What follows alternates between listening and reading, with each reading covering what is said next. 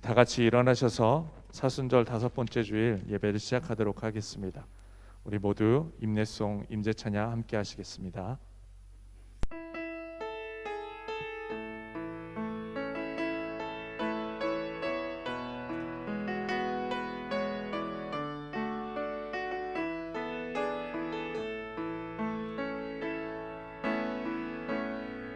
하늘의 문을 여소서, 이곳을 주목하소서.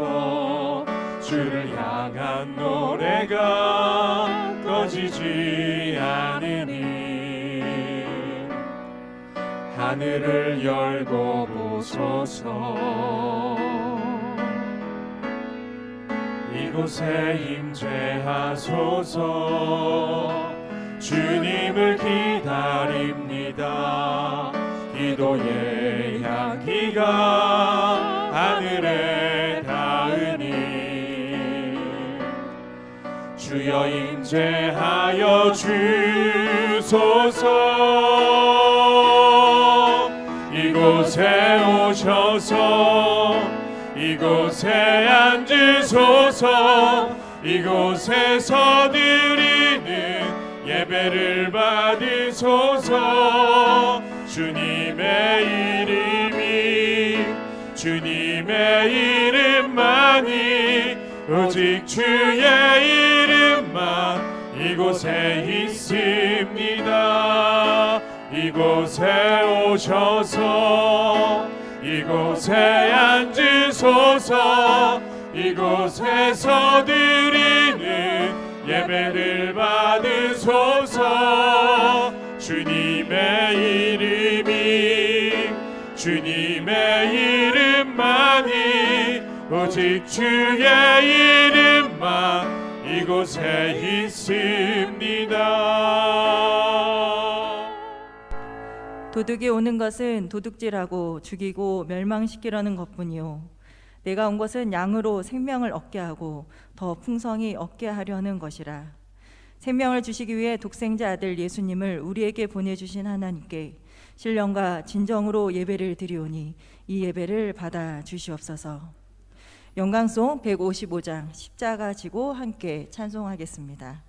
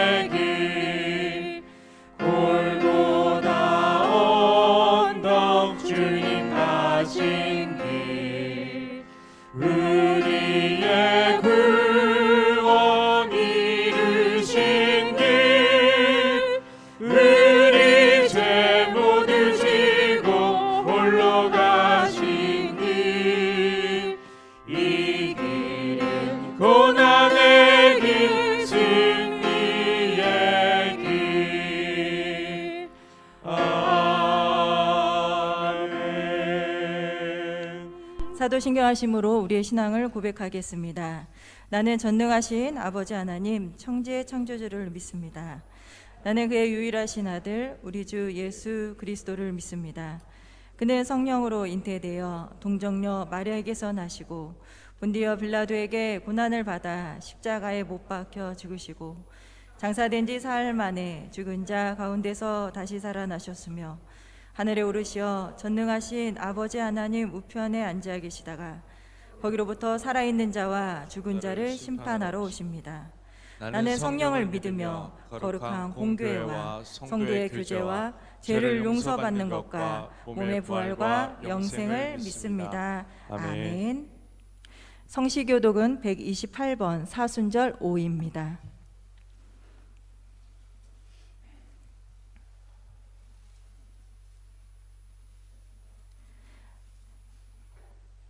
나의 영혼이 잠잠히 하나님만 바라며 나의 구원이 그에게서 나오는도다. 오직 그만이 나의 반석이시요 나의 구원이시요 나의 요새이시니 내가 크게 흔들리지 아니하리로다. 넘어지는 담과 흔들리는 울타리 같이 사람을 죽이려고 너희가 일제히 공격하기를 언제까지 하려느냐. 그들이 그를 그의 높은 자리에서 떨어뜨리기만 꾀하고 거짓을 즐겨하니 입으로는 축복이요 속으로는 저주로다. 나의 영혼아 잠잠히 하나님만 바라라. 물은 나의 소망이 그로부터 나오는도다. 오직 그만이 나의 반석이시요 나의 구원이시요 나의 요새이시니 내가 흔들리지 아니하리로다. 나의 구원과 영광이 하나님께 있으며 내 힘의 반석과 피난처도 하나님께 있도다. 백성들아 시시로 그를 의지하고 그의 앞에 마음을 토하라. 하나님은 우리의 피난처시로다. 아멘. 예배를 위해 김강식 장로님께서 기도하신 후에 차량관리위원장이신 김성종 집사님께서 하나님의 말씀을 봉독해 주시겠습니다. 우리의 생명과 영혼의 주인 되시는 하나님 아버지, 이 시간 주님의 죽으심과 부활을 묵상하며 사순절 5번째 주일로 함께 모여 기도와 찬송과 말씀으로 예배를 드리게 하시니 감사를 드립니다.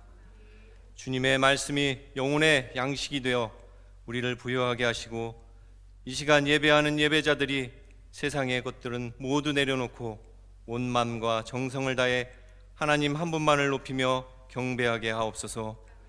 코로나라는 제약 속에서 우리의 일상을 지켜주시고 보호하여 주셔서 지금까지 바이러스로부터 안전하게 지낼 수 있음을 감사를 드립니다. 인간의 힘으로는 부족하지만 주님의 주권으로 권능으로 이 어려움을 물리쳐 주시옵소서. 하루하루 살아가는 일상의 소중함을 더욱 감사하게 하시고 하나님의 인도하심과 도움을 느끼며 살아가는 시간만 되게 하사 좁고 험한 십자가의 길을 가신 예수님을 따라 더욱 낮아지고 섬기며 그리스도의 십자가를 붙드는 삶이 되게 하옵소서. 성령이여 다시 다듬어 만들게 하소서란 표 아래 새해 릴레이 구역 신방이 진행되고 있습니다. 성동교회 모든 가정이 주저하거나 사양하지 말고 신방에 참여하게 하시고 목사님을 통해 그 가정에 들려주시는 말씀으로 그동안 공고했던 심령에 성령의 풍성함으로 넘치게 하옵소서. 말씀의 지혜와 능력과 권능이 함께하며 회복과 치유와 응답의 역사가 일어나는 신방만 되게 하옵소서. 힘든 시간에도 매일매일 새벽을 깨워 하나님께 기도하시는 성도님들의 기도를 들어주시고 여러 가지 사정과 육신의 연약함으로 함께하지 못하는 모든 분들의 기도도 들어주사 하나님의 선한 뜻대로 응답하여 주시옵소서. 세상의 모든 사람들이 힘든 이 순간에도 자연의 시계는 하나님의 창조 질서에 따라 지나가고 있습니다. 봄을 맞아 날씨가 점점 따뜻해지고 푸른 잎과 꽃들이 만발하고 있습니다. 오직 주님의 뜻을 외면하는 인간만이 고통을 당하는 것 같습니다. 하나님의 계획하심과 역사하심에 따라 순복하는 우리가 되게 하시고 우리 모두가 세상의 빛과 소금의 역할을 해야 하는 이유가 있음을 깨닫게 하여 주시옵소서. 영적으로 무지한 우리에게 지혜와 명철을 허락해 주시고 우리의 다음 세대인 교회학교 모든 심령들 위에도 함께 하시어 한 명도 빼앗기지 않도록 강한 손으로 붙잡아 주시옵소서. 때마다 생명의 말씀으로 먹이시는 고광희 목사님에게도 성령님 함께 하시어 권능의 손으로 붙들어 주시고 예수 그리스도 복음의 통로가 되게 하옵소서. 말씀을 통하여 우리의 심령에 오직 예수님만 남게 하시고 십자가의 능력으로 세상을 향해 나아가도록 힘과 용기를 주시옵소서. 우리의 구주 되신 예수님의 이름으로 간절히 기도드렸습니다. 아멘.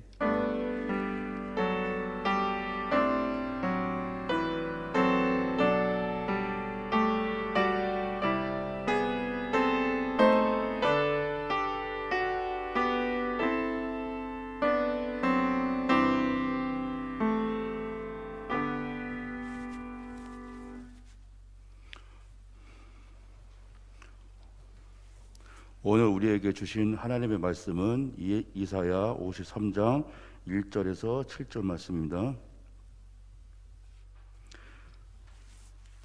우리가 전한 것을 누가 믿었느냐? 여호와의 팔이 누구에게 나타났느냐? 그는 주 앞에서 자라나기를 연한 순같이 마른 땅에서 나온 뿌리 같아서 고운 모양도 없고 풍채도 없은즉 우리가 보기에 흠모할 만한 아름다운 것이 없도다.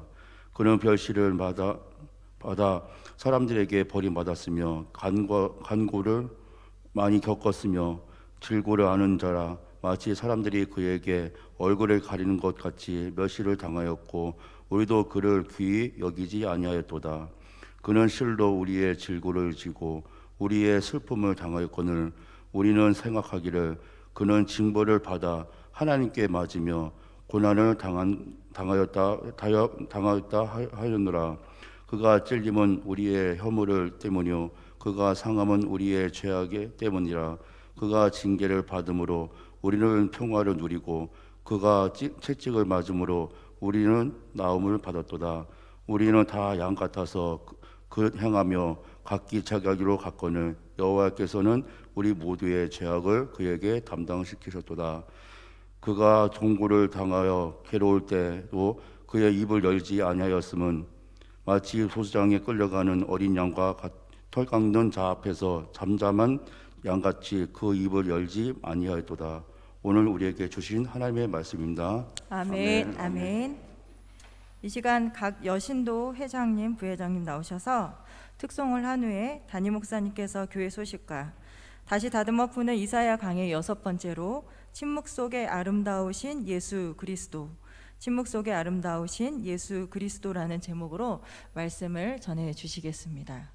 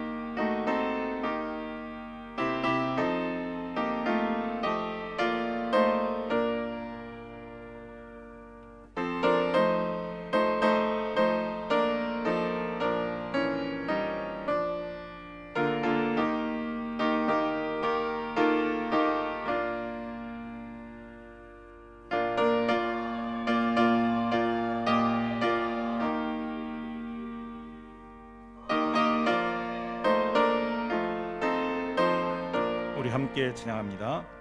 주님 예비하신 나의 본향심은 나를 부르시니 나의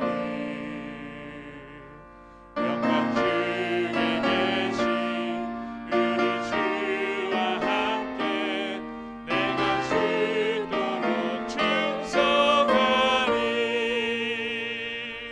지우신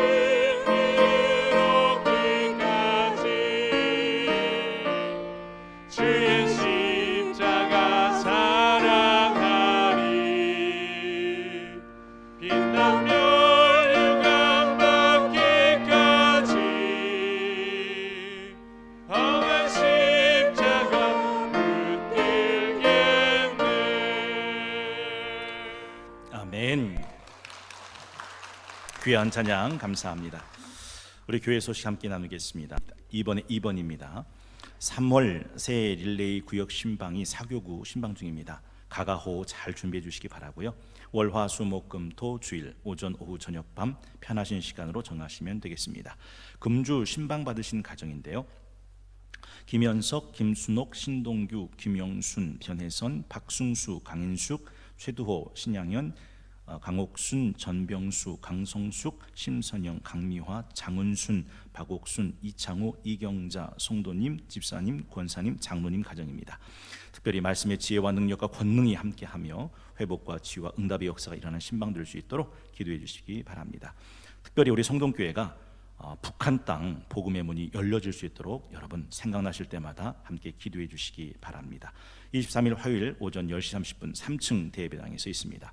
부활절 세례 희망자 세례교육이 오늘부터 2부 예배 후에 있겠습니다. 2021년 구역별 전도 현황판 3층 노비에 제작 설치되었습니다. 지금은 코로나 중이지만 전도의 문이 열리고 구령의 열정의 불이 다시 불일 듯 일어날 수 있도록 함께 마음을 모아 기도해 주시기 바랍니다.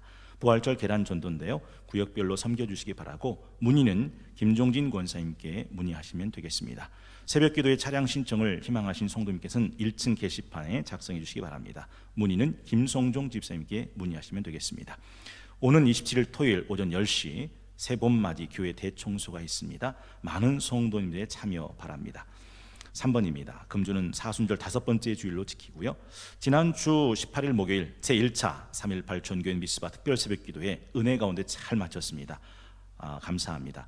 이제 내일부터는 새로운 주제로 시작되는데요.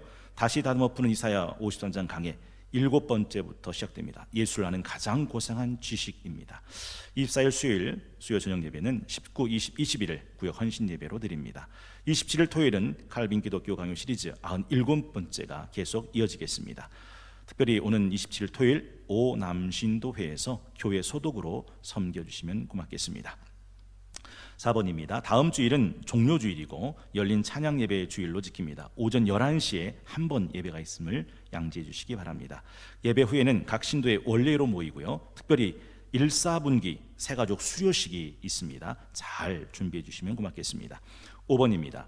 방역당국의 지침에 따라 소독, 마스크, 발열 체크, 인적사항, 거리두기, 좌석수 30% 이내 인원 참여를 준수하며 현장에서 예배를 드립니다. 6번입니다. 교회학교 다음 세대가 마음껏 예배할 수 있도록 기도해 주시기 바라고 우리 유호영 장로님, 임선자 권사님 가정에서 교회학교 찬조해 주셨습니다. 감사합니다. 3월은 열왕기 상 통독의 달이죠. 3월 31일 열심히 통독하시고 복음과 열왕기 상으로 함께 예배하겠습니다. 특별히 지난 김영수 집사님 장례 은혜 가운데 잘 마치고 오늘 우리 김종진 집사님과 유족분들이 인사 말씀을 드리기 위해서 잠깐 나오셔서 인사를 하시게 됩니다. 잠깐 나오시죠.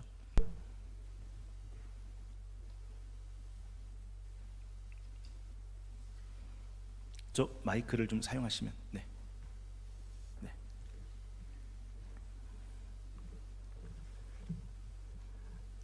김종진 집사입니다. 하나님 아버지 감사합니다. 지난주 갑작스런 저희 누님 교통사고의 비보를 듣고 저와 유가족은 큰 충격과 슬픔에 빠지게 되었습니다.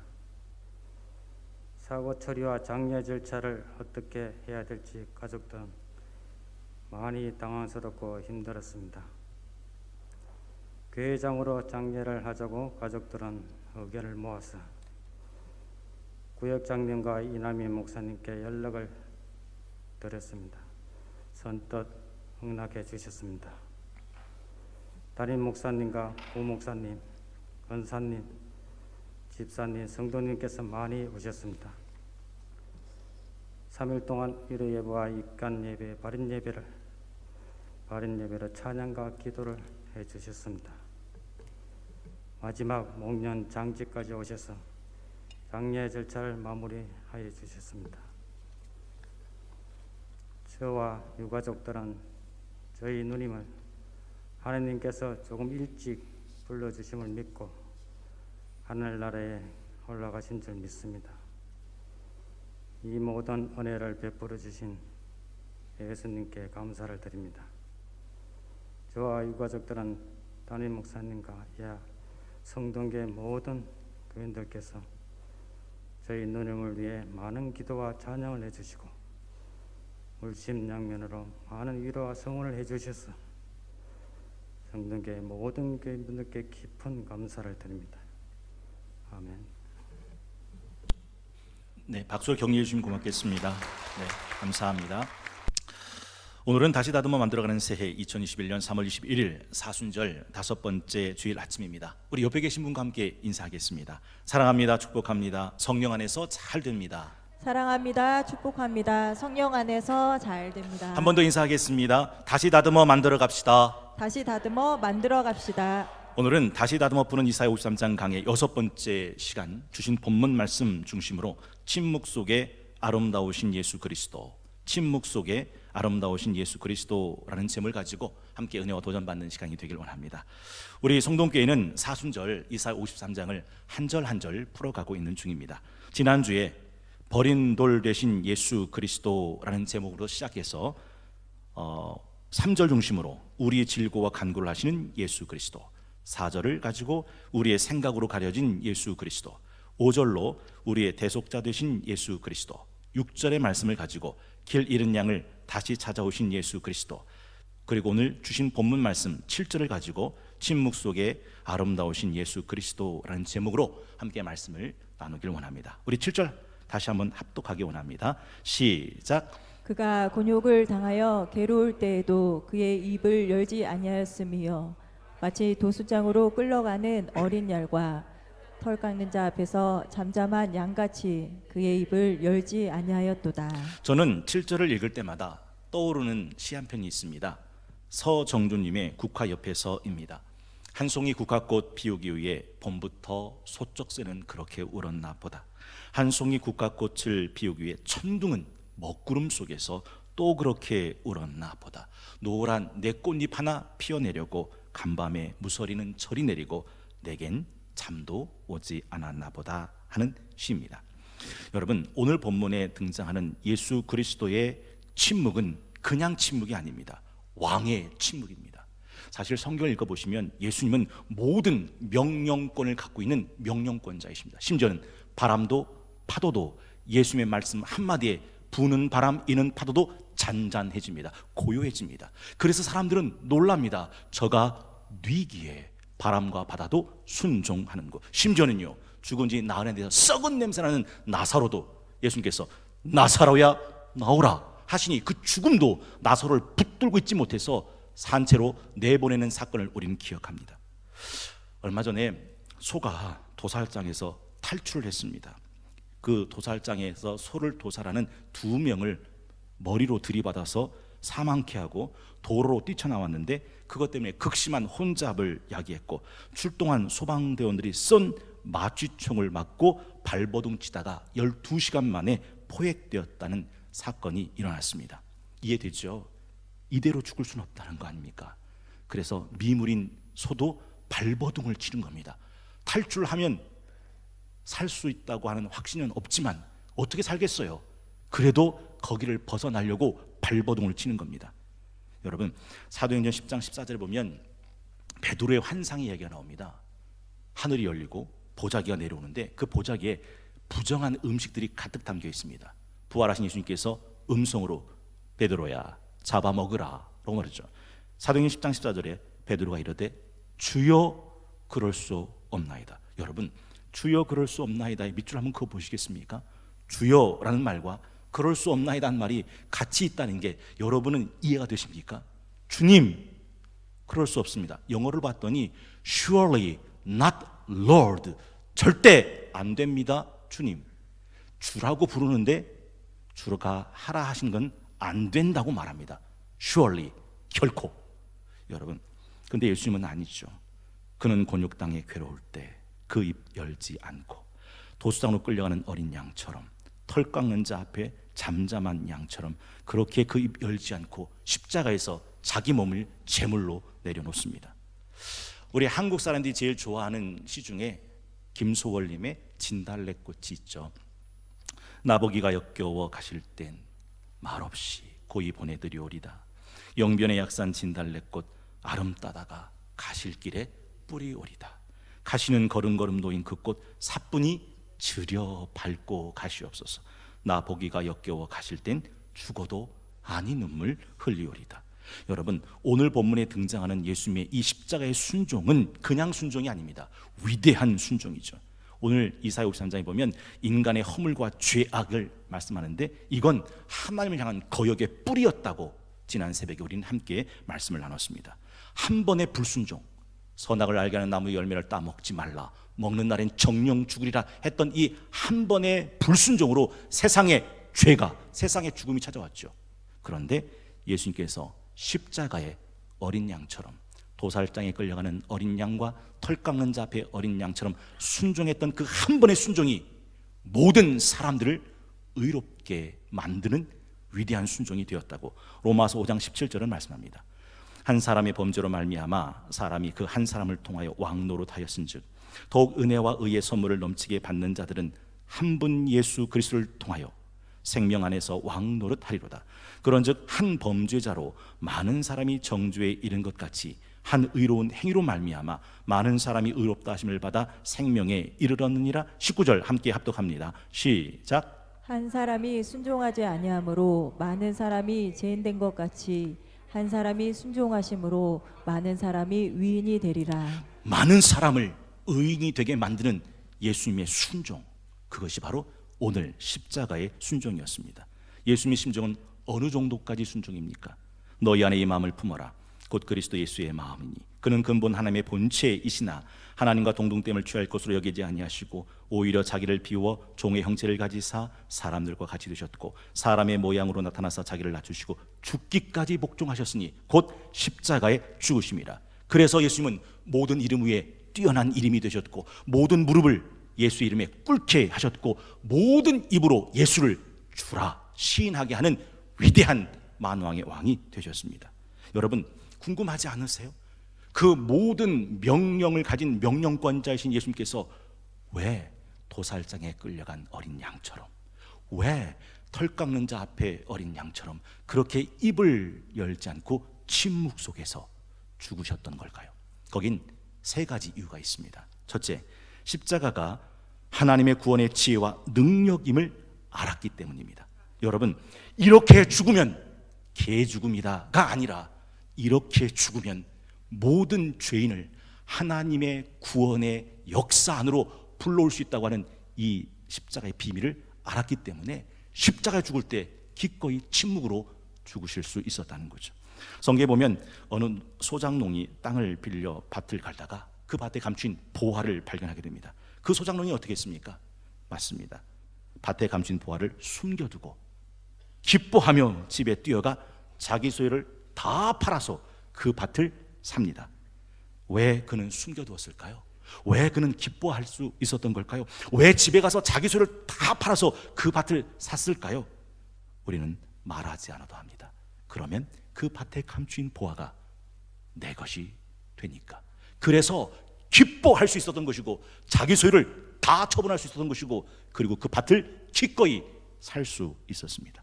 이것이 예수님께서 십자가의 순환을 침묵으로 받아내신 이유입니다.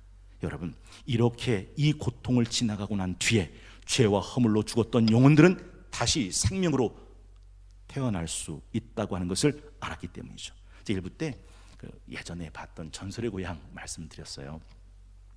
과거 보러 가는 나그네가 이제 밤이 찾아오니까 어느 부잣집에 들어가게 됐는데 잘 사랑방에서 잘 먹고 이렇게 이제 과거를 보러 아침에 일어났는데 갑자기 그 주인이 돌변하는 거예요. 당장 저놈을 끌고 내려와라. 알고 봤더니 그날 밤에 그 자기 딸의 금가락지가 없어진 거예요. 그러니 간밤에 잠을 재웠던 그 나그네가 의심이 된 거죠. 그런데 그 나그네가 이제 관가 가기 전에 날이 좀 일렀으니까 관가 가기 전에 한 2-3시간 기둥에 묶어 놓으라고 했는데 나그네 그래요. 나를 묶어도 좋은데 저 그 앞마당에 뛰놀고 있는 닭도 나랑 같이 묶어 주시오. 그런 거예요. 그러니까 알았다고. 그래서 닭을 묶어 줬습니다. 2시간 지나고 난 다음에 이제 관가로 끌고 가려고 하는데 잠깐 하더니 저 닭이 쌓아놓은 똥을 좀 헤집어 보시오. 그랬더니 이게 헤집어 봤더니 거기에 딸이 잃어버린 금가락지가 있는 거예요. 그러니까 얼른 불면서 아이고 손님 죄송합니다. 아이 진작 말씀하시지 왜 말씀을 안 하셨습니까? 그때 그 나그네가 한 말이죠. 내가 그 말을 해주면 당신은 저 닭을 당장 잡아 배를 갈랐을 거 아니요. 내 무죄함 변호하겠다고 죄 없는 닭을 잡을 수 없지. 나야 2-3시간 기둥에 묶여 있으면 되는 것을. 그게 지혜, 그 선비의 지혜와 덕이었다라는 거죠. 베드로전서 2장 22절에 보면 이런 말씀이 나옵니다. 베드로전서 2장 22절. 그는 죄를 범하지 아니하시고 그 입에 거짓도 없으시며 욕을 당하시되 맞대어 욕하지 아니하시고 고난을 당하시되 위협하지 아니하시고 오직 공의로 심판하시는 이에게 부탁하시며 친히 나무에 달려 그 몸으로 우리 죄를 담당하셨으니 이는 우리로 죄에 대해 죽고 의에 대해 살게 하려 하심이라. 그가 채찍에 맞음으로 너희는 나음을 얻었다. 여러분 십자가에서 예수님이 욕을 당하시고 화를 당하시고 위협을 당하실 때 대놓고 같이 욕하고 같이 화하고 같이 위협하지 않고 그걸 도살장의 어린 양처럼 털 깎는 자 앞에 어린 양처럼 입술을 열지 않고 침묵으로 받아내셨다라는 거죠. 왜요? 이 십자가의 죽음이 하나님의 사람의 영혼을 살리는 구원의 지혜와 능력이 된다는 것을 아셨기 때문에. 여러분 예수님의 3대 사역 기억나세요? 티칭, 프리칭, 힐링입니다. 성경에 보면 예수님이 3년 동안 말씀을 가르치시고 천국 복음 전파하시고 모든 병든 자를 고치셨다. 그래서 티칭, 프리칭, 힐링이에요. 그런데 예수님의 사역이 이 3가지로 끝나는 건 아닙니다. 예수님은 마지막 결정적인 사역이 하나 남았는데 그것은 당신의 몸을 십자가의 제물로 내놓는 것이었습니다. 여러분 고타마시 따랐다가 보리수 밑에서 돌을 깨닫고 있을 때 참새 한 마리가 날라옵니다. 날 좀 살려달라고 하죠. 고타마시 따랐다는 그 참새를 살려줍니다. 그러자 이후 사냥꾼이 찾아와서 여기로 날아온 참새 한 마리 못 봤소? 라고 묻습니다. 고타마시 따랐다는 말합니다. 당신이 무엇을 원한지 내가 아오. 참새 고기만큼 내가 고기를 줄 터이니 이 참새를 살려두시오. 그러더니 참새를 저울에 놓고 자기 살을 도려서 참새 고기만큼 저울을 올려놓습니다. 그런데 이상한 건 그 작은 참새의 저울이 기울어지는 거예요. 아직도 참새가 기울어요. 그래서 또 한쪽 엉덩이 살을 쑥 빼서 그 참새보다 더 많은 고기를 올려놨는데도 불구하고 저울은 꿈쩍을 하지 않습니다. 그리고 고타마시 따랐던 자기 몸 전체를 그 저울 위에 올립니다. 그제서야 그 참새와 그 사람 고타마시 따랐다의 저울은 균형을 맞아요. 비로소 알게 되는 거죠. 이 참새는 고기가 아니라 생명이라는 것을, 생명을 살리기 위해서는 그 고기만큼의 살이 아니라 또 나의 생명이 필요하다는 것을. 여러분 예수님께서 왜 십자가에서 죽으셨는지 여러분은 그 이유를 아시겠습니까? 사실 예수님과 제자들이 함께 있다가 헤어질 때는요 제자들은 두려워했어요. 마치 엄마를 떨어지는 아이처럼. 요한복음 14장 1절에 보면 그럴 때 예수님은 너희는 마음에 근심하지 말라. 하나님을 믿으니 또 나를 믿으라. 내 아버지 집에 거할 것이 많도다. 그렇지 않으면 너희에게 일렀으리라. 내가 너희를 위하여 거처를 예비하러 가노니 가서 너희를 위하여 거처를 예비하면 내가 다시 와서 너희를 내게로 영접하여 나 있는 곳에 너희도 있게 하리라. 제자들은 두려워했지만 예수님은 오히려 기뻐하셨습니다. 요한복음 16장 6절에 보면 그 이유가 이렇게 되어 있습니다. 요한복음 16장 6절에서 7절. 우리 스크린 보시고 함께 합독합니다. 시작. 도리어 내가 이 말을 함으로 너희 마음에 근심이 가득하였도다. 그러나 내가 너희에게 실상을 말하노니 내가 떠나는 것이 너희에게 유익이라. 내가 떠나가지 아니하면 보혜사가 너희에게로 오시지 아니할 것이요 가면 내가 그를 너희에게로 보내리니. 내가 실상을 말한다. 내가 너희와 헤어지는 게 너희한텐 이문이다, 유익이다. 내가 떠나면 보혜사가 너에게 오시기 때문이다. 여러분, 공자님이 그런 말씀했죠. 남자 나이 15살이면 지학이라 배움에 뜻을 둔다. 30살이면 이립이라 삶의 기초를 세운다. 40이면 부록이라 세상이 흔들지 못한다. 세상에 유혹받지 않는다. 제가 50인데요 50이면 지천명이라 하늘의 뜻을 안다.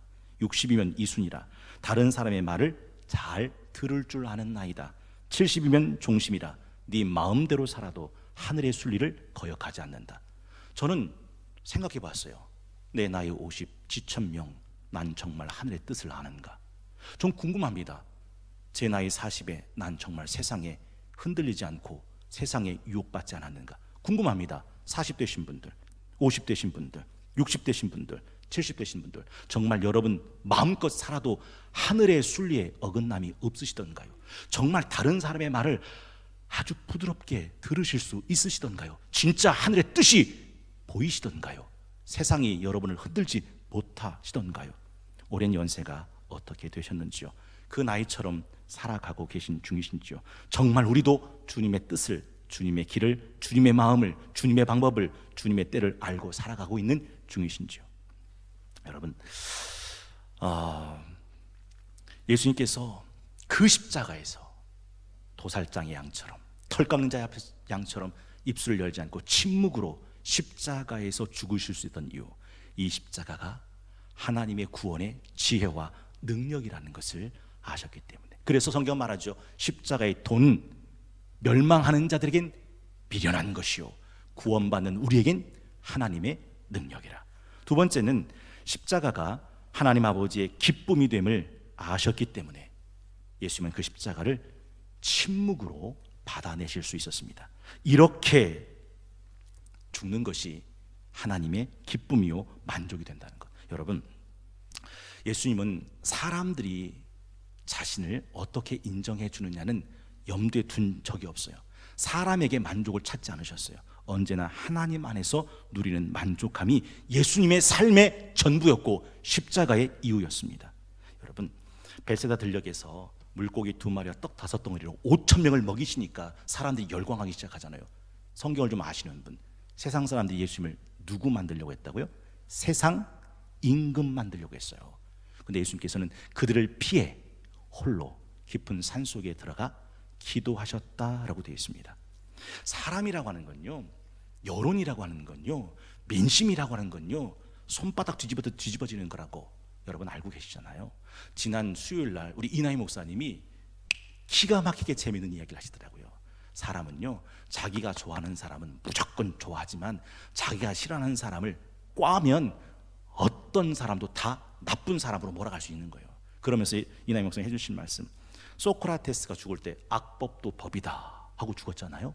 그때 소크라테스를 싫어하는 사람들은 이 말을 이렇게 꼬는 거죠.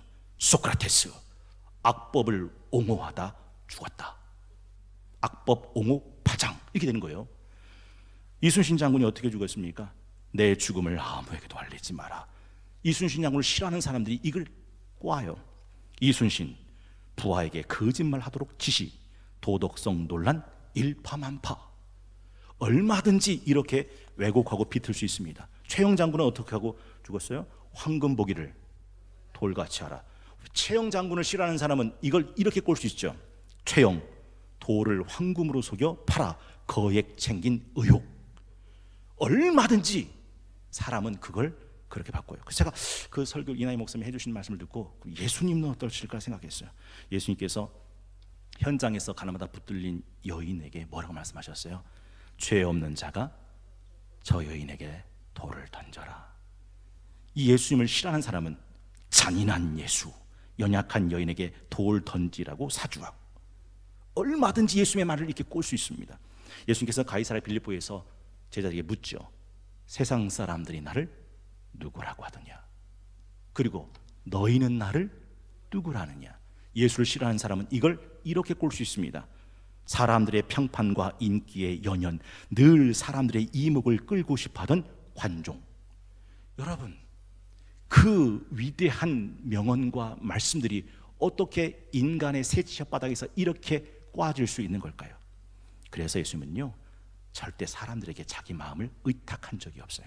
요한복음 2장 23절, 6월절에 예수께서 예루살렘에 계시니 많은 사람이 그의 행하시는 표적을 보고 그의 이름을 믿었으나 예수는 그의 몸을 그들에게 의탁하지 아니하셨으니 이는 친히 모든 사람을 아심이요 또 사람에 대하여 누구의 증언도 받으실 필요가 없었으니 이는 그가 친히 사람의 속에 있는 것을 아셨습니다. 예수님은 그 길을 걸어가실 때, 예수님은 십자가에서 죽으실 때 사람들의 지지나 인정이나 평판이나 명성을 기대하지 않으셨어요. 그런데 어떻게 그 길을 묵직하게 걸어가시고 십자가에서 당신을 제물로 놓을 수 있었던 것일까?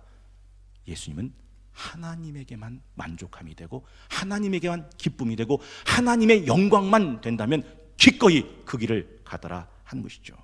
여러분, 한번 생각해 보시겠어요? 풍랑이는 바다는요, 금방이라도 산더미 같은 파도로 경랑을 일으킵니다. 근데 그 바다 밑에는요, 고요합니다. 잔잔합니다. 평온합니다. 십자가에서 일어난 모든 일들은 인간적으로는 견딜 수 없는 고통이었지만 예수님의 마음속엔 하나님 아버지가 기뻐하시는 기쁨이 있었기 때문에 그 십자가에서 침묵하실 수 있었던 거죠. 요한복음 12장 27절, 지금 내 마음이 괴로우니 무슨 말을 하리요? 아버지여, 나를 구원하여 이때를 면하게 하여 주옵소서. 그러나 내가 이를 위하여 이때에 왔나이다. 아버지여, 아버지의 이름을 영광스럽게 하옵소서 하시니 이에 하늘에서 소리가 나서 이르되 내가 이미 영광스럽게 하였고 또다시 영광스럽게 하리라 하시니. 요한복음 5장 41절에는 나는 사람에게서 영광을 취하지 아니하노라. 하나님이 나를 알아주시고 하나님의 기쁨이 되고 하나님의 만족함이 되면 얼마든지 묵묵히 자신의 모습, 자신의 삶을 변명하지 않고 침묵으로 걸어가셨던 분이 예수님이죠. 그래서 마태복음 27장 12절 14절까지 이렇게 되어 있습니다. 대제사장들과 장로들에게 고발을 당하되 아무 대답도 아니하시는지라. 이에 빌라도가 이르되 그들이 너를 쳐서 얼마나 많은 것으로 증언하는지 듣지 못하느냐 하되 한마디도 대답하지 아니하시니 총독이 크게 놀라워하더라. 주저리 대답할 이유가 없는 거죠. 이 길은 하나님이 영원전에 작정하신 영광스러운 길이기 때문에 예수님은 그 영광만 믿고 그 기쁨을 향해 그 만족함을 위해서 묵묵히 그 길을 걸어가셨어요. 여러분, 산헤드린 공회가 예수님을 십자가 못 박혀 죽였던 것 아닙니까? 그 산헤드린 공회가 예수님의 제자 베드로와 요한도 똑같이 죽이려고 합니다. 그때 가말리엘 대학자가 이런저런 이유로 살려주게 되죠. 그래서 대신 죽이진 않고 예수님에게 가했던 태형, 채찍질을 하죠. 그 당시 채찍은 그냥 채찍이 아닙니다. 가죽끈에 노끈, 또 가죽에 쇠, 납, 뼈 조각을 박아놓아요. 그래서 때리면 살이 찢어지는 거죠. 이렇게 때린 채찍이 베드로와 요한의 등짝에 내리칩니다. 사도행전 5장 40절, 그들이 옳게 여겨 사도를 불러들여 채찍질하며 예수의 이름으로 말하는 것을 금하고 놓으니 사람들은 그 이름을 위하여 능욕받는 일에 합당한 자로 여기심을 놀랍지 않습니까?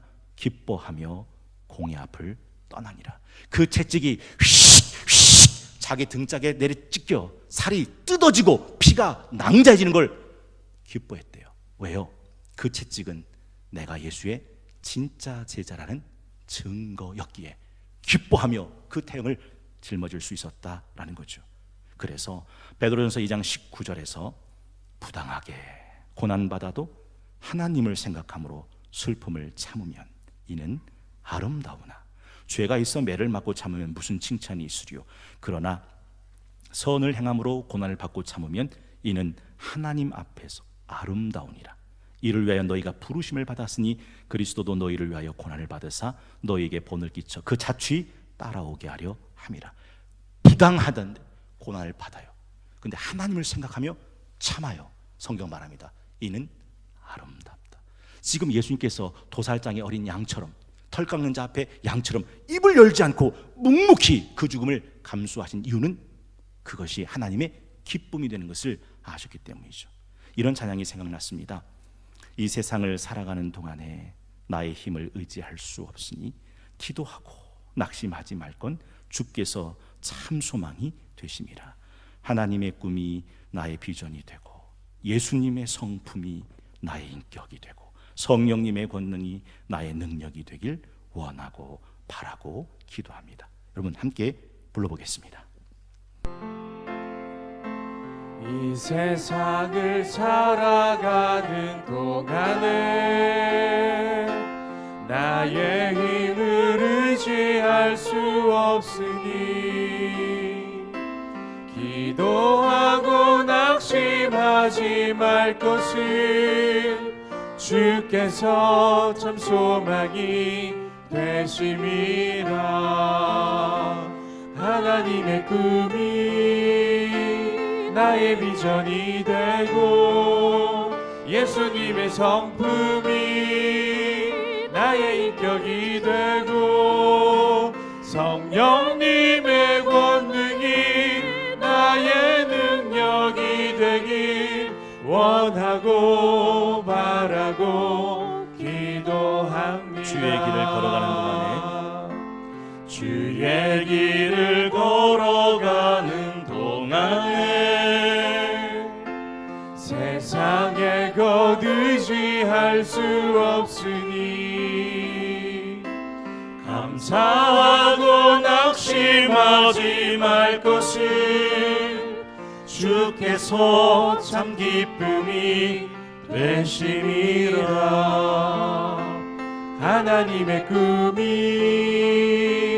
나의 비전이 되고 예수님의 성품이 나의 인격이 되고 성령님의 권능이 나의 능력이 되길 원하고 바라고 기도합니다. 하나님의 꿈이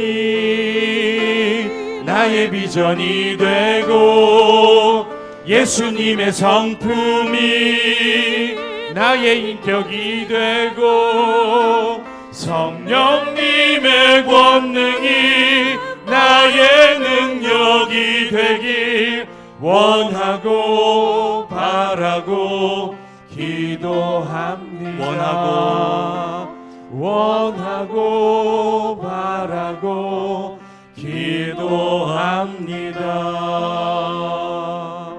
그 왕 대신 예수 그리스도께서 왜 십자가에서 그렇게 침묵으로 십자가를 받아내실 수 있었던 걸까요? 마지막 세 번째, 그 십자가가 예수님의 목표이셨기 때문입니다. 여러분, 어제 칼빈의 기독교 강의를 제가 자그마치 1시간을 풀었습니다.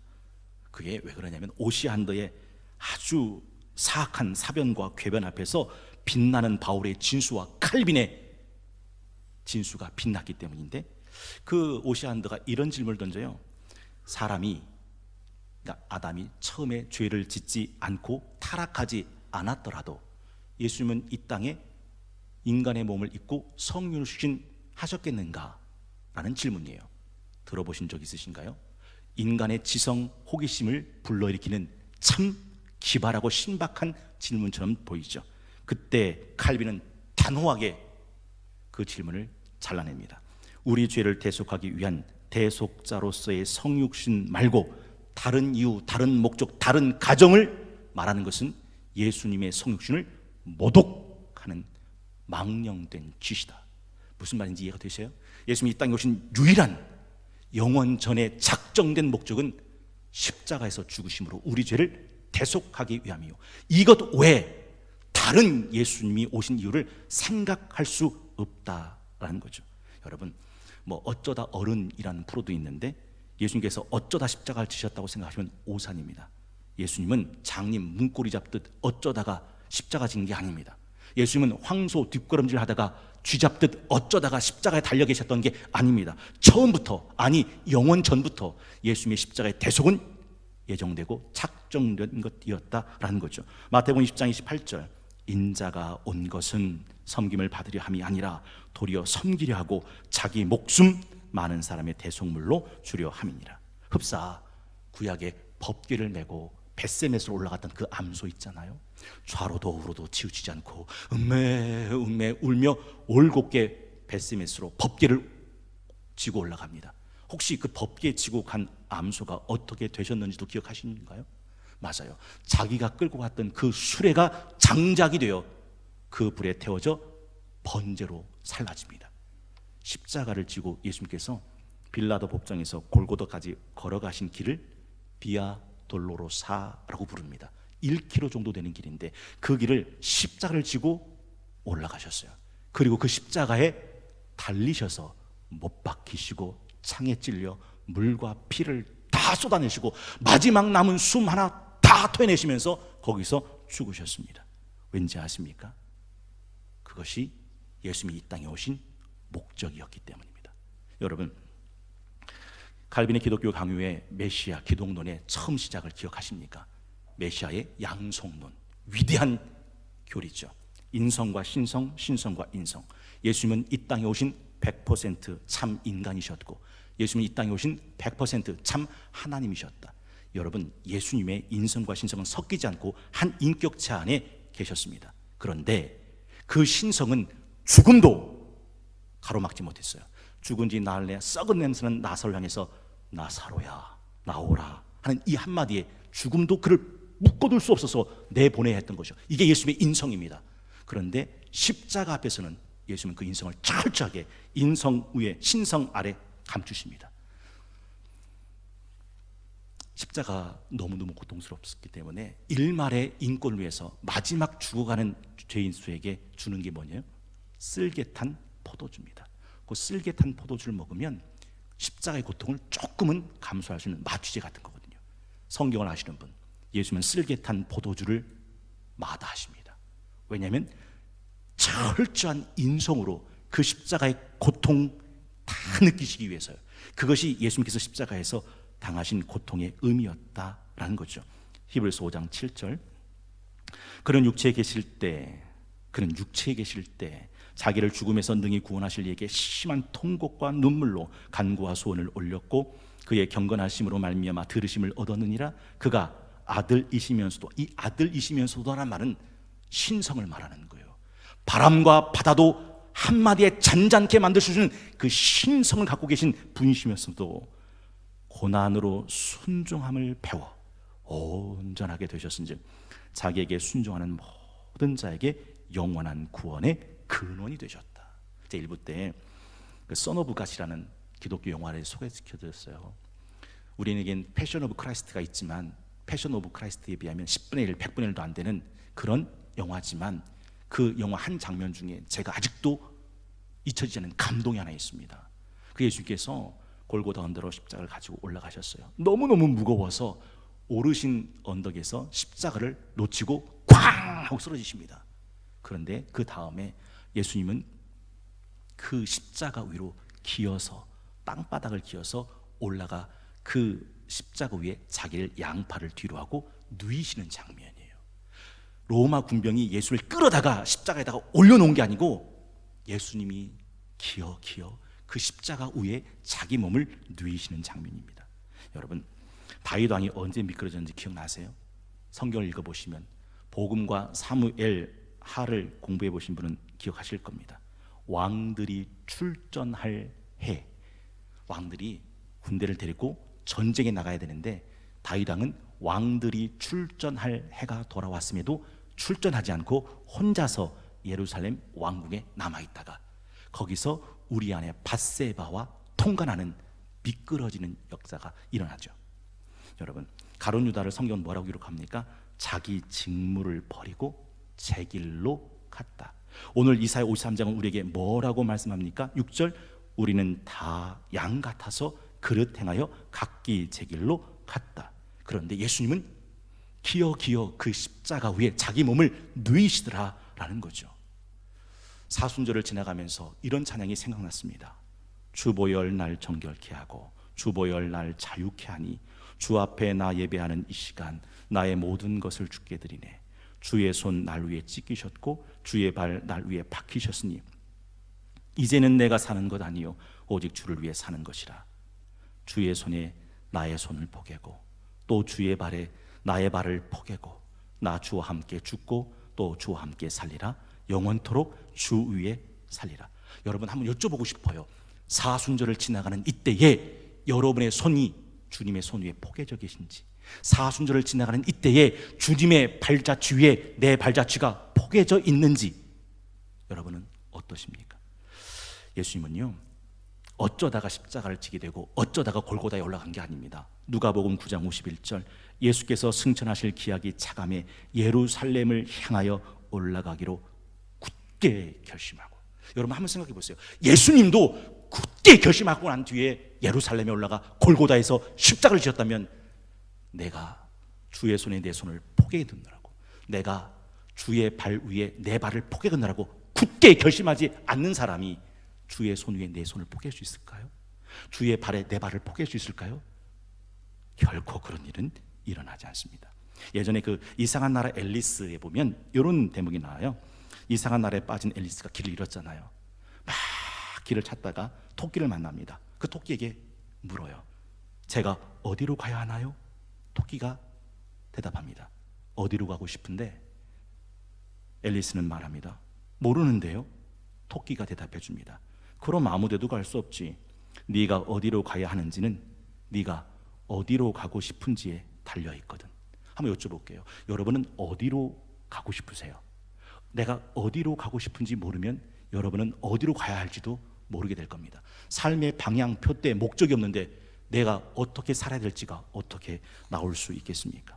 여러분, 삶의 방향, 목표, 표대가 없으면 아무렇게 살아도 아무 문제가 안 됩니다. 그래서 삶에 대한 치열한 몸부림도 없습니다. 온몸을 부둥켜 안고 부르짖는 열렬한 기도도 내 속에선 나올 수가 없습니다. 악하고 음란하고 패역한 이 세대를 신실하고 진실하고 깨끗하게 살아내고자 하는 삶의 투쟁도 없습니다. 우슬초로 나를 정결하게 하소서, 내 죄를 씻어주소라는 절규도 없습니다. 내 꺾으신 뼈들로 즐거워하게 하소서, 주의 얼굴을 내 죄에서 돌이키시고 내 모든 죄악을 지워달라라고는 그 사모함도 가질 수 없습니다. 하나님, 하나님, 내 속에 정한 마음 창조하시고 내 안에 정직한 영을 새롭게 하옵소서. 주 앞에서 나를 쫓아내지 마시고 주의 성령 내게서 거두지 마옵소서라고 하는 부르짖음은 내 영혼의 부르짖음은 아닙니다. 하나님, 구원의 즐거움을 내게 회복시켜 주시고 자원하는 심령을 주사 내 영혼을 붙들어 달라고 하는 그런 바람은 꿈에도 가져보지 못합니다. 내 삶의 방향이 없는데, 목표가 없는데, 표대가 없는데 아무렇게 살아도 아무 문제가 안 됩니다. 아침에 나로 주의 인자한 말씀을 듣게 하소서. 내가 주를 의뢰합니다. 내가 다닐 길을 알게 하소서. 내가 내 영혼을 주께 드립니다 라고 하는 이 고백도 나와는 상관이 없습니다. 하나님이여, 내 마음을 정했으니 내가 노래하며 내 마음을 다하여 찬양하리다. 비파야 수고막 낄지어다 내가 새벽 깨우리로다 라고 하는 결연한 의지도 내 평생 죽을 때까지 가져볼 수도 없습니다. 방향이 없고 목표가 없고 표대가 없기 때문이죠. 여러분, 여러분의 삶의 방향과 목표와 표대는 무엇입니까? 한 가지는 분명해요. 구원받은 성도의 방향, 표대, 목적은 예수님의 십자가입니다. 여러분, 그래서 그 십자가를 삶의 표대로 잡은 사도 바울의 삶을 아십니까? 그의 몸엔 스티그마, 예수의 흔적들이 아로새겨져 있었습니다. 수고를 넘치도록 하고 옥에 갇히고 매도 수없이 맞고 죽을 뻔하고 40에 하나가 만매 5번 맞고 3번 태장으로 맞고 1번 돌로 맞고 3번 파선하고 일주일을 깊은 바다에 지내고 강의 위험, 강도 위험, 동족의 위험, 이방인의 위험, 신의 위험, 광의 위험, 바다 위험, 거짓 형제 중의 위험, 수고하고 애쓰고 자지 못하고 줄이고 목마르고 굶고 춥고 헐벗고 그 마음속에 날마다 눌리는 딜로 가득 넘쳐났습니다. 왜 그랬을까요? 왜 사도 바울은 그렇게 살았던 걸까요? 십자가가 사도 바울의 삶의 방향이었고 목표였고 표대였기 때문입니다. 내가 예수 그리스도와 그가 십자가에 못 박히신 것 외엔 아무것도 알지 않기로 작정하였노라. 내가 유익했던 그 모든 것을 다 배설물로 여기는 것은 내 주 그리스도 예수라는 지식이 가장 고상함이기 때문이요, 내가 그 안에서 발견되기 위함이다. 여러분의 삶의 방향, 삶의 목표, 표대는 무엇이십니까? 오늘을 주신 본문 말씀 중심으로 침묵 속에 아름다우신 예수 그리스도라는 제목으로 함께 말씀의 은혜를 나눴습니다. 십자가는 하나님의 구원의 지혜와 능력임을 아셨기 때문에 예수님은 침묵으로 십자가에 죽으셨습니다. 십자가가 하나님의 기쁨이요 만족이 됨을 아셨기에 예수님은 십자가에서 침묵으로 십자가에서 자신의 몸을 내려놓으셨습니다. 십자가는 예수님의 영원 전부터 작정된 이 땅에 오신 삶의 목표, 방향, 표대이셨기 때문에 기꺼이 침묵으로 입술을 열지 않고 십자가에서 죽으셨습니다. 여러분, 제가 처음 서정주님의 국화 옆에서라는 시로 오늘 말씀을 시작했죠. 한 송이 국화꽃 피우기 위해 봄부터 소쩍새는 그렇게 울었나 보다. 한 송이 국화꽃 피우기 위해 천둥은 먹구름 속에서 또 그렇게 울었나 보다. 노란 내 꽃잎 피려고 간밤에 무서리가 그리 내리고 내게는 잠도 오지 않았나 보다. 하나님의 구원하시기로 작정된 영혼을 구원해 내주시기 위해서 예수님께서 십자가 앞에서 어떻게 하셨는지를 잊으면 안 되는 이유가 이것입니다. 그리고 저는 오늘 말씀을 김남준 목사님의 십자가 옆에서라는 시로 말씀을 마치고자 합니다. 내 눈물로 정한수 삼아 찢기신 주님의 이마 핏자국 닦아드리고 내 머리카락을 잘라 신발 삼아 벗으신 그 발에 신겨드리고 내가 살가죽 벗겨 고운 홍포지어 벗으신 그 몸에 덮어드리고 점점이 살을 에어 못 박혀 뚫어진 그 손바닥과 창으로 난 그 옆구리를 메워드리리이다. 그리하고도 남은 살과 피가 있다 하여도 그리하고도 남은 살과 피가 있다 하여도 그것도 제 것은 아니오니 그것도 제 것은 아니옵나이다. 찬송가 149장은 이렇게 노래하죠. 주 달려 죽은 십자가 우리가 생각할 때 세상에 속한 욕심 헛된 줄 알고 버리네. 죽으신 구주 밖엔 자랑을 말게 마소서. 보혈의 공로 힘입어 교만한 맘 버리네. 못 박힌 손발 보니 큰 잡이 나타나셨네. 가시로 만든 면류관 우리를 위해 쓰셨네. 온 세상 만물 가져도 주 은혜 못 다 갚겠네. 놀라운 사랑 받은 나 몸으로 재물 삼겠네. 우리 찬양 들으시면서 준비한 예물 봉헌하도록 하겠습니다.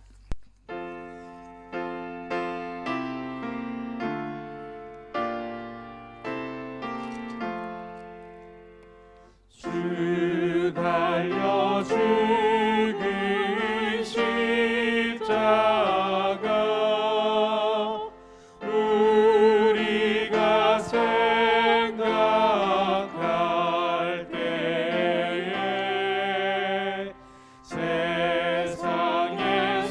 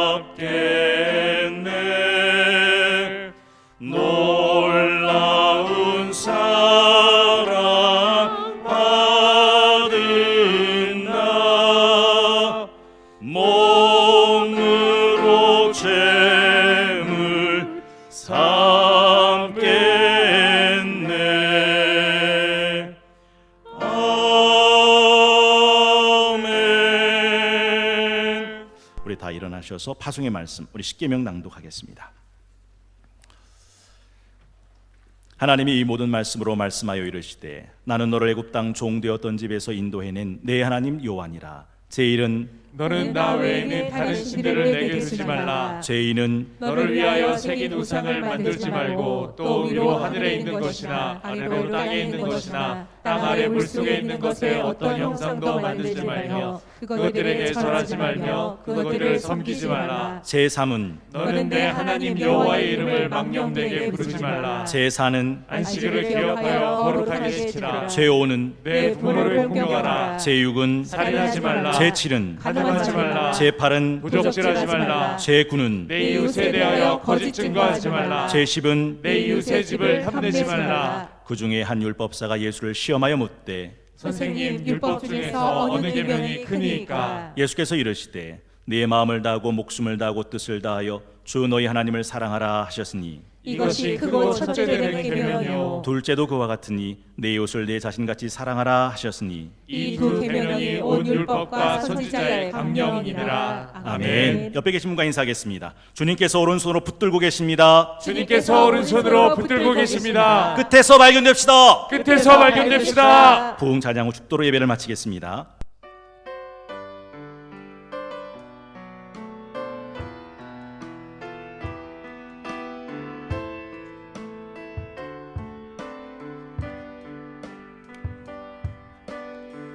이 땅의 황무함을 보소서. 하늘의 하나님 긍휼을 베푸시는 주여 우리의 죄악 용서하소서. 이 땅 고쳐주소서.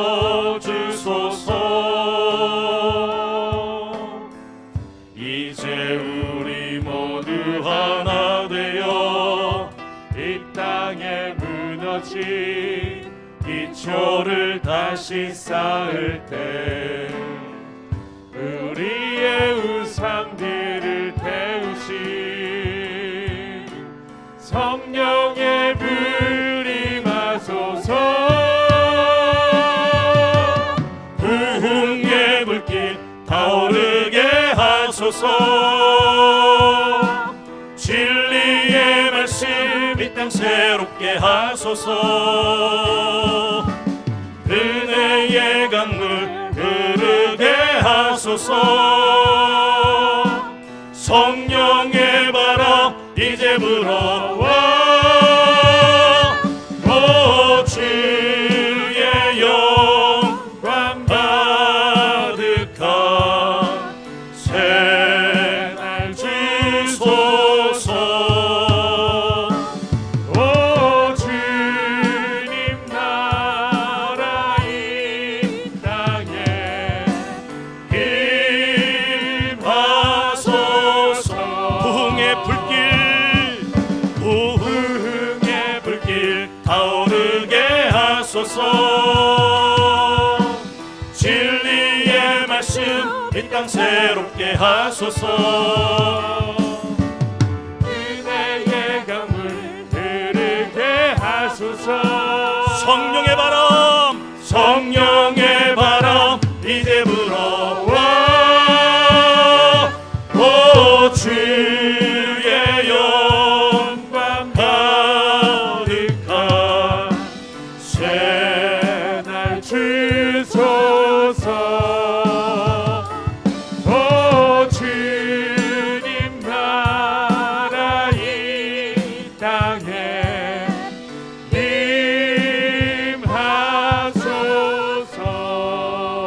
임하소서.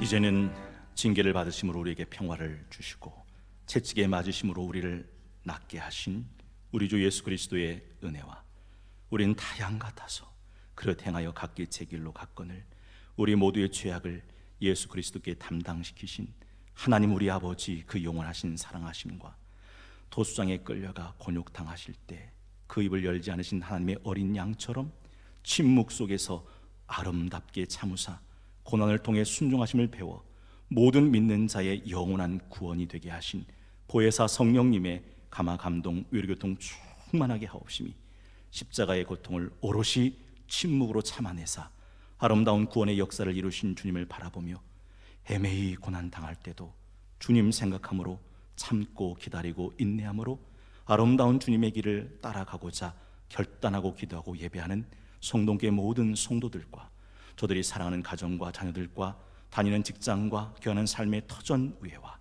오늘 또 병상에서 투병 중에 계신 모든 환우분들과 코로나19 속에서도 정한 마음과 뜻으로 드린 귀한 예물과 손길들 위에와 새해 세번맞이 구역 릴레이 대신방을 받으시는 모든 성도들과 그 가정들 위에와 성동교회 다음 세대로 자라가는 교회 학교와 섬기신 교육자들과 교사 선생님들 위에와 특별히 하나님의 품에 안기신 김영숙 집사님의 장례를 은혜 가운데 마치시고 천국의 위로와 소망 가운데 계신 사랑하는 우리 김종진 집사님과 사랑하는 모든 유족들 위에와 코로나 백신 접종으로 점점 안정화를 찾아가는 이 나라와 민족과 한국교회 위에 이제로부터 영원히 함께하여 주시옵기만을 간절히 축원하옵나이다.